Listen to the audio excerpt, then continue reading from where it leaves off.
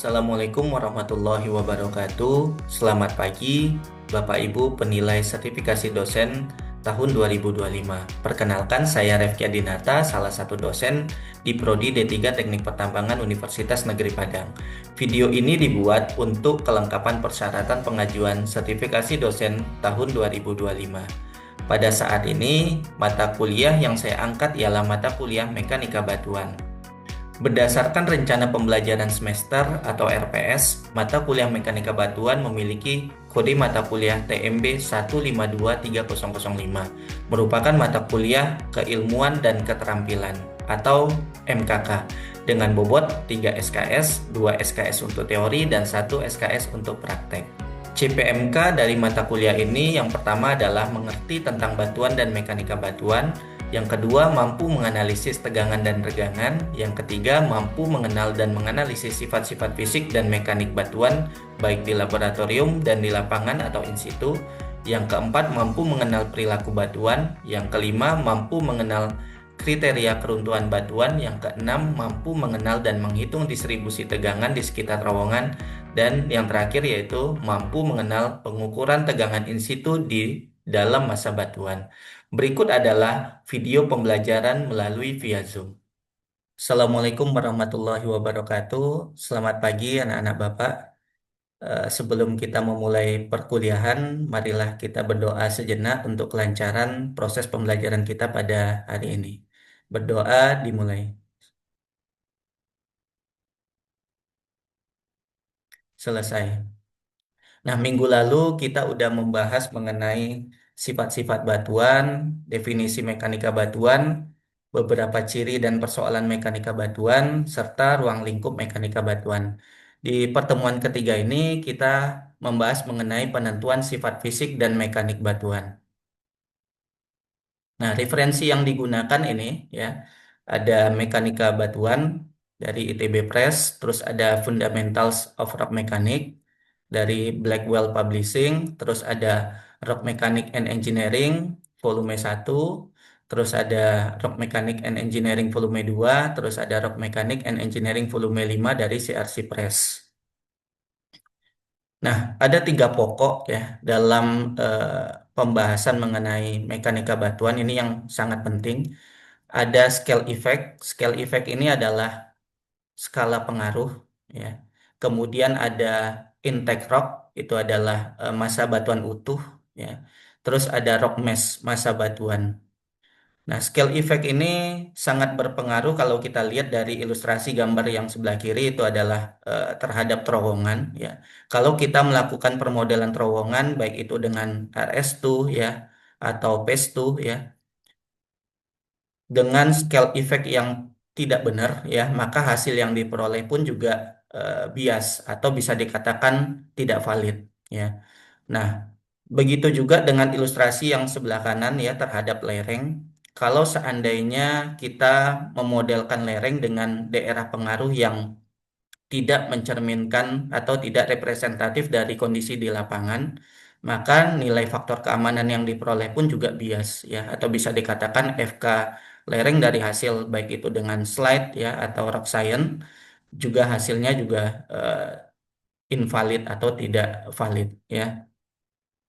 Kemudian ada intake rock. Intake rock ini batuan utuh. Disinilah letak pengujian sifat fisik dan mekanik dari batuan.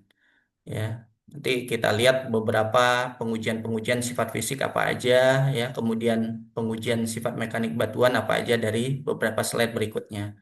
Nah, terus ada rock mass massa batuan. Nah, sebelum Bapak lanjut ke slide yang berikutnya, ada yang bisa berpendapat mengenai rock mass, jenis-jenis rock mass. Eh, izin menjawab Pak Silakan, Bun. untuk progmes itu ada beberapa macam. Contohnya tuh ada PLI, ada UCS sama kuat tarik Brazilian Pak. Rock mass, massa batuan, ya.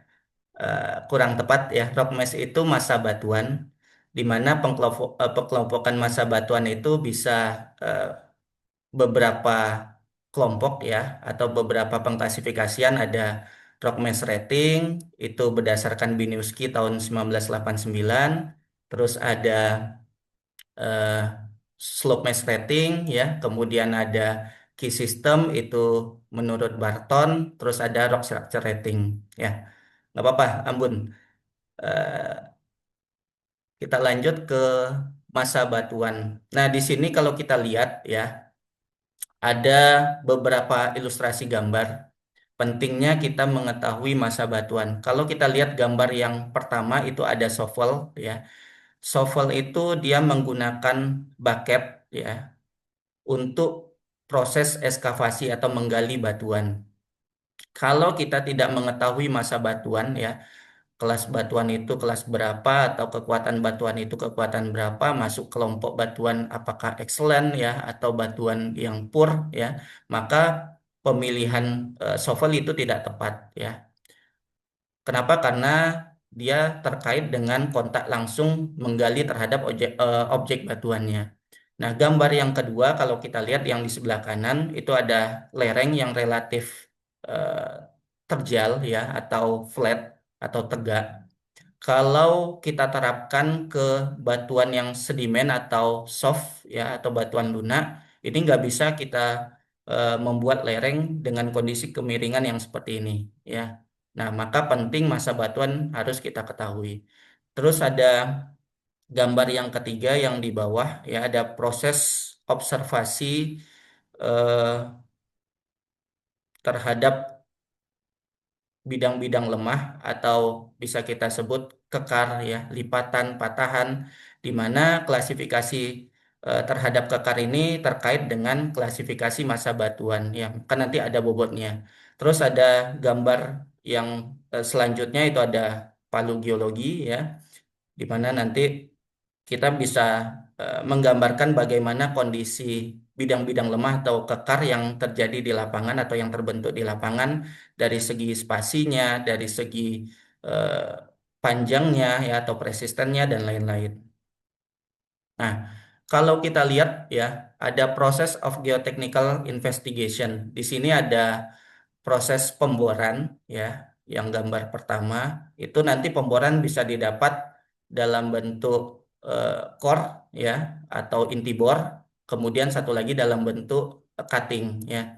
Nah, yang dalam bentuk core itu nanti akan dibawa ke workshop ya, ditempatkan di workshop, terus diamati nilai RKD-nya seperti apa ya. Nah, kalau sudah diamati nilai RKD sehingga tahu kualitas batuannya ya, maka dilakukan preparasi untuk ke tahapan selanjutnya. Jika sudah dilakukan preparasi sampel ya terhadap inti bor itu, maka dilakukan proses pengujian. Disinilah letak pengujian sifat fisik dan mekanik batuan ya.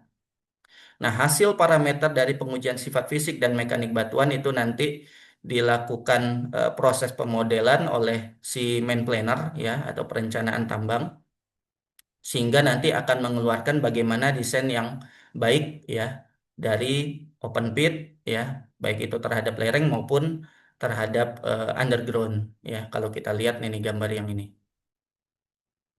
Nah, di sifat-sifat batuan utuh itu ada physical properties. Di sinilah ada sifat fisik batuan, ada density ya disimbolkan dengan rho, specific weight atau berat jenis disimbolkan dengan gamma, porositas atau porosity ya, absorption, daya serap, kemudian ada void ratio. Nah, terus ada mechanical properties ya, bisa lewat pengujian statik dan pengujian dinamik. Ada beberapa parameter ini ada sigma C, sigma T, E ya, kemudian IS, C ya, kemudian P dan V. Nah, sebelum selanjutnya ya, Bapak jelaskan ada yang punya pendapat tentang parameter-parameter ini. Irma, Pak. Oke, silakan Irma. Perkenalkan, nama saya Irma dari angkatan 2022. Jadi, Pak, Sigma C itu dari pengujian UGS, Pak. Kalau Sigma T itu dari pengujian kuat tarik Brazilian. Kalau kalau Emodulation itu dari uji unit aksial UGS. Kalau IS dari pengujian point load, kohesi, dan PHI dari pengujian geser langsung. V Poisson dari poi- Poisson ratio dari uji uniaksial UCS. Itu yang Oke, Irma benar. ketahui, Pak. Terima Oke, kasih, benar sekali. Pak. Ya, terima kasih Irma. Nah, ada sigma C itu dari pengujian UCS, benar ya. Kemudian sigma T tensil itu dari pengujian kuat tarik, bisa Brazilian test, bisa uji kuat tarik langsung ya. Terus ada E itu adalah modulus elastisitas ya dari UCS. Kemudian ada IS itu dari eh, kuat tekan point load ya. Terus ada C itu kohesi dan P itu sudut geser dalam itu biasanya didapat dari pengujian kuat geser. Kemudian ada V Poisson ratio itu didapat dari pengujian UCS. Nah, parameter-parameter mechanical properties ini sangat penting untuk permodelan ya. Terus ada dynamic properties itu lewat ultrasonic velocity. Nah, ini pengujiannya lewat Pundit test ya. Kita pengen tahu berapa kecepatan gelombang ultrasonik yang menempuh pada suatu batuan itu nanti bisa diukur dengan alat Pundit. Terus ada hardness ya, penguji kekerasan dari batuan. Kemudian ada slag durability itu daya tahan terhadap slag pada batuan. Nah, kemudian ada determination of physical mechanical properties, penentuan sifat fisik dan mekanika dan mekanik batuan itu seperti apa ya. Ada laboratori yaitu lewat pengujian di laboratorium di mana sampel batuan tadi bisa didapat di lapangan ya dalam bentuk borehole dari hasil borehole atau lubang bor dapat dalam bentuk coring itu diuji di laboratorium. Kemudian ada field itu di lapangan lewat pengujian langsung biasanya beberapa alat seperti Smith Hammer test ya itu bisa dilakukan pengujian langsung terhadap kondisi lereng di lapangan ya kontak langsung di lapangan. Kemudian ada step laboratory test. Nah, di sini ada dua ya. Kalau kita lihat ada non-destructive test itu tidak merusak sampel. Disinilah tidak merusak sampel itu adalah sifat fisik dari batuan. Jadi kalau kita nguji sifat fisik, sampel yang kita gunakan itu bisa dilanjutkan ke pengujian lainnya karena tidak merusak sampel. Tapi kalau destructive test ya dari pengujian sifat mekanik itu sifatnya adalah merusak sampel. Jadi sampel yang telah digunakan pada pengujian mekanik tidak bisa digunakan ke pengujian lain. Nah, peralatan yang digunakan kalau kita lihat di sini ada alat bor ya, kemudian alat potong batuan, alat uji squareness ya. Ini untuk meratakan sampel, terus ada neraca ini untuk menimbang sampel, desikator untuk menempatkan sampel dengan kondisi suhu tertentu ya. Terus ada oven di mana sampel batuan nanti eh, dikeringkan ya menggunakan oven ini. Nah, terus ada penentuan sifat fisik contoh batuan utuh. Di sini ada WN, WW, WS, dan WO. Nah, ada yang bisa jelaskan mengenai apa itu WN, apa itu WO, kemudian apa itu WW, dan apa itu WS. Teva izin menjawab, Pak. Oke, silakan Setahu Teva. Teva, WN itu berat natural sampel, di mana sampel ini tuh kondisi alaminya di lapangan, sebagaimana adanya di lapangan sebelum dilakukan pengujian lebih lanjut. Nah, kalau WO itu berat kering oven. Sampel yang kita dapat di lapangan tadi kita masukkan ke oven. Biasanya suhunya eh, tertentu dan sekitar 100 derajat Celcius. Terus kalau WW itu berat jenuh sampel, eh, yaitu sampel ketika pori-porinya terisi penuh dengan air. Biasanya kita masukkan ke desikator, Pak. Terus kalau WS, berat solid sampel. Ini biasanya merujuk pada berat padatan dalam sampel. Itu yang Teva Oke. ketahui, Pak. Oke, benar sekali Teva, terima kasih ya. WN itu tadi berat natural ya, jadi sampel batuan dalam bentuk bongkah yang kita dapat dari lapangan itu dipreparasi, kemudian langsung ditimbang itu kita dapat berat natural. Terus ada WO ya, sampel dikeringkan ke dalam oven dengan ketentuan selama 24 jam ya, temperaturnya harus lebih kurang 90 derajat Celcius. Terus ada WW itu berat saturate atau berat jenuh ya. Sampel itu direndam 24 jam di dalam air kemudian ditimbang. Terus ada WS itu berat solid benar ya. Di mana sampel batuan itu dalam kondisi digantung di dalam air ya dalam kondisi melayang digantung. kemudian ditimbang, itulah yang dinamakan WS atau berat solid. Nah, kalau WN, WO, WW, dan WS ini didapat, ya, maka 10 sifat fisik ini, baik itu natural density, dry density, saturate density, apparent specific gravity, true specific gravity, natural water content, ya, terus saturate water content, degree of saturation, porosity, and void ratio, ini bisa diperoleh, ya, dari 4 parameter tadi. Ini rumusnya bisa kita lihat, ya. Nah, kita masuk ke indirect tensile strength atau pengujian kuat tarik tidak langsung, ya, indirect. Lewat apa? Lewat pengujian Brazilian test. Nah, sampel yang digunakan umumnya punya diameter lebih kurang 1 sampai 2 cm. Jadi sampelnya tipis, ya, dalam bentuk silinder, kemudian nanti ditempatkan di mesin tekan Brazilian, ya, terus diberikan tekanan hingga sampel pecah, itu disimbolkan dengan F, ya. Maka rumus yang bisa digunakan nanti ini, ya, sigma T sama dengan 2 dikali F dibagi dengan V dikali D dikali T. F itu adalah load atau gaya yang diberikan, kemudian P ini 3,14, terus D itu diameternya, T adalah tinggi dari sampel atau panjang sampel, ya. Nah, alatnya seperti ini, ya. Nah, kalau tadi pengujian kuat tarik tidak langsung, nah ini ada pengujian kuat tarik langsung, ya. Pengujian kuat tarik langsung biasanya menggunakan alat ini, ya, di mana sampel nanti dibuat, ya, berupa dudukan atau rumah-rumah dengan semen, ya, bagian atas dan bagian bawahnya. Terus sampel akan ditarik dari atas dan bawah menggunakan cakram ini, ya. Jadi dari atas dan bawah itu ditarik sampai sampel itu atau spesimen itu pecah. Nah, itulah dari pengujian kuat tarik langsung. Tipe-tipenya ada tipe bonded, ya, terus ada tipe end pull, kemudian ada tipe grip. Nih, kalau kita lihat, ya. Nah, kita masuk ke alat uji kuat tekan uniaksial atau UCS. Di alat uji kuat tekan uniaksial atau UCS itu menggunakan alat ini, compressive machine, ya, yang sampel nanti ditempatkan di sini. Terus sampel itu nanti akan dipasang alat pemantau berupa dial gauge, ya, yang digunakan untuk mengamati perubahan aksial dan perubahan lateral dari sampel. Aksial itu apa? Nanti kita bisa amati, ya, berupa perubahan delta D diameternya. Kenapa? Karena dia mengalami penekanan. Begitu juga lateral, ya, panjangnya yang tadi mula-mula misalkan 10 cm, begitu mengalami tekanan akan berkurang sehingga kita dapat delta L-nya.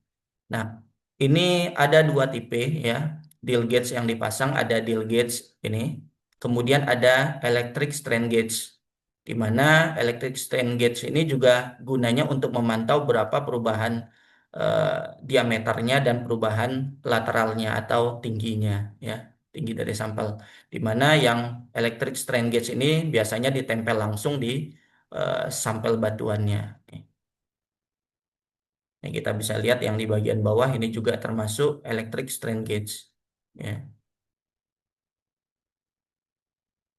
Nah, uji UCS menggunakan mesin tekan untuk membebani contoh batuan dalam bentuk silinder, kubus, atau prisma secara uniaksial. Jadi, sampel yang diuji dengan UCS itu bisa dalam bentuk silinder, bisa dalam bentuk kubus, juga bisa dalam bentuk prisma, ya, asal ketentuannya memenuhi persyaratan, ya. Nah, ini persyaratannya kalau kita lihat. Untuk yang sifatnya silinder, L per D sama dengan 2. Jadi rasio perbandingan L tinggi sampel dengan diameter sampel harus sama dengan 2. Nih, ya. Kemudian kalau kubus, L per D itu sama dengan 1. Nih. Nah, ini yang tadi Bapak bilang ada perubahan diameternya pada saat diberikan tekanan atau gaya, ya, ada delta D-nya bertambah. Kemudian delta L-nya juga berkurang ya. Nah, gunanya buat apa? Gunanya untuk menghitung ini ya. Strain lateral atau regangan lateral disimbolkan dengan epsilon L, rumusnya delta D dibagi dengan D.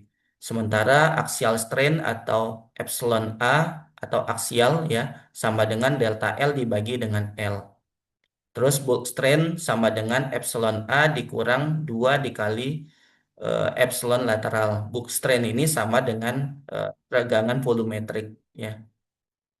Nah, aplikasinya di mana? Aplikasinya di sini untuk menghitung ini ya. Ada delta L, delta D, tau ya, kemudian epsilon aksial, epsilon lateral dan epsilon volumetrik ini. Nah, terus ada kurva ya di sini stress strain curve of UCS test ya, kurva tegangan-regangan dari pengujian UCS. Nah, sebelum Bapak ke slide berikutnya ada yang bisa jelaskan mengenai kurva ini? Mungkin Pak, Divo izin menjelaskan Pak. Oke, silakan Divo. Baik Pak, dari kurva UCS test ini, untuk garis lateral ini disimbolkan dengan epsilon L, dan juga selanjutnya itu ada eh, garis volumetrik, itu melambangkan epsilon V, dan juga yang terakhir itu ada aksial itu melambangkan epsilon A. Selanjutnya itu ada elastic limit ataupun yield point itu merupakan modulus Young-nya dan juga Poisson ratio-nya itu dilambangkan dengan V. Oke, benar ya. Jadi kalau kita lihat ada 3 grafik yang muncul dari kurva tegangan-regangan UCS. Ada lateral, volumetrik, sama aksial. Tadi gunanya untuk menghitung itu disinilah kita aplikatifkan ya. Kita gambarkan kurvanya. Elastic limit itu adalah modulus elastisitas atau E ya, modulus Young. Kemudian Poisson ratio itu perbandingan antara epsilon L dibagi dengan epsilon A atau B per A. Kalau kita lihat dari sini ya, nih B dan ini A, sehingga dapat Poisson ratio atau V. Terus ini adalah elastic limit atau modulus Young. Kemudian di sini juga nanti kita bisa menentukan berapa epsilon 50%-nya, kemudian berapa tegangan 50%-nya. Gunanya nanti ke eh, modulus sekant dan lain-lain ya. Nah, ini kalau kita lihat yang paling penting di sini ada 3 sumbu ya. Ada lateral sebelah kiri, kemudian ada ada aksial sebelah kanan, kemudian di bagian atas ini adalah stres tegangan ya. Jadi tadi perbandingan regangan lateral terhadap tegangan, maka di sinilah kurvanya ya. Kemudian aksial, regangan aksial terhadap tegangan, maka di sebelah kanan ini kurvanya nih ya. Nah, di sini ada failure ya. Failure ini titik patah atau titik puncak ya. Biasanya juga dikenal dengan peak ya. Peak failure. Nah, ini di sini batas pecah batuan itu bisa terlihat di sini ya. Begitu sudah sudah pecah, maka hanya ada tegangan sisa atau disimbolkan dengan S yang di bawah ya. Oke, benar. Terima kasih Adivo. Kita lanjut ke point load index ya. Uji point load index atau PLI dilakukan untuk mengetahui kekuatan strength contoh batuan secara tidak langsung di lapangan. Ya. Bisa dalam bentuk silinder, juga bisa dalam bentuk tidak beraturan. Nah, mana contohnya? Contohnya seperti ini ya. Kalau ini dalam bentuk beraturan atau irregular, dalam bentuk regular ya, silinder. Kemudian yang ini tidak beraturan atau dalam bentuk irregular. Ya, asal memenuhi syarat ini maka kita bisa menghitung nilai IS. Ya, nih. Nah, dalam pengujian pun juga ada dua ya. Dalam pengujian sampelnya kalau direbahkan seperti ini maka pengujiannya diametrical test. Ya. Sementara kalau posisinya kondisi tegak itu cylindrical specimen atau axial test nih. Ya. Nah, rumus yang digunakan IS sama dengan F per D kuadrat. Ini untuk yang regular, ya. Tapi kalau irregular biasanya menggunakan faktor koreksi atau K. Ini, ya. K sama dengan F per D kuadrat. Maka nanti kita bisa hitung berapa nilai kuat tekan atau indeks strength dari point load tersebut. Nah, ini dia alatnya, ya, di mana sampel ditempatkan di antara dua konus atas dan bawah, kemudian nanti akan diberikan gaya, ya, diberikan gaya sehingga sampel akan pecah dan akan dibaca berapa nilai loadnya. Nah, kemudian ada typical model failure untuk valid dan invalid test, ya. Kalau dia valid diametrical test, kondisi sampelnya ditidurkan tadi, ya, pengujiannya. Kalau pecahnya seperti ini dikatakan valid, ya. Betul pengujian diametrical. Tapi kalau kondisi tegak sampelnya, ya, diuji pecahnya seperti ini juga dikatakan valid, ya, untuk aksial, pengujian aksial. Sementara kalau valid block test, ya, kondisi sampel yang tadi bentuknya kubus atau irregular, tidak beraturan, ya, kalau pecahnya seperti ini maka dikatakan valid dalam pengujian. Nah, tetapi ada juga sampel yang dikatakan tidak valid, contohnya D dan E, kita lihat, ya. Invalid core test itu gambar D, ini tidak valid, maka harus dilakukan pengujian ulang, ya. Itu juga invalid axial test. Nah, ini yang E. Nah, ini ada tugas, ya. Ada tugas. Tadi kita udah belajar mengenai WN, WW, WS, dan WO, ya. Kalau 4 parameter itu diketahui, maka yang diminta tentukan sifat-sifat fisik batuan, natural density, dry density, dan lain-lain, ya. 10 sifat fisik ini bisa didapat. Nih.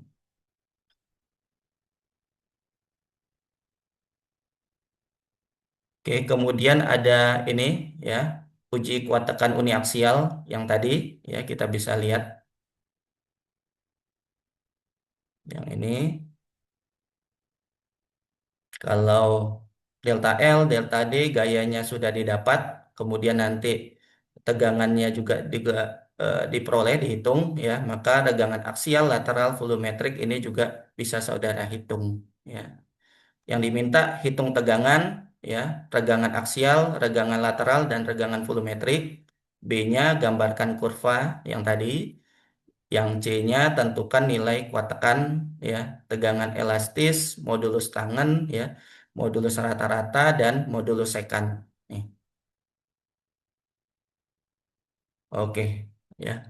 Nah, kira-kira ada pertanyaan untuk perkuliahan hari ini. Untuk tugasnya, bahannya sudah Bapak upload di portal, nanti saudara bisa download, ya. Kemudian batas pengiriman tugasnya 5 hari dari sekarang, ya, untuk pengumpulan tugas. Saudara bisa upload langsung di portal. Oke, kira-kira ada pertanyaan untuk hari ini? Sepertinya sudah cukup, Pak. Oke, berarti udah paham semua, ya. Terima kasih atas perhatiannya, ya. Demikian kegiatan perkuliahan kita. Bapak akhiri. Billahi taufiq wal hidayah. Wassalamualaikum warahmatullahi wabarakatuh. Demikian video pembelajaran pada mata kuliah Mekanika Batuan. Semoga menjadi pertimbangan baik dalam pengajuan sertifikasi dosen tahun 2025. Terima kasih atas perhatiannya. Assalamualaikum warahmatullahi wabarakatuh.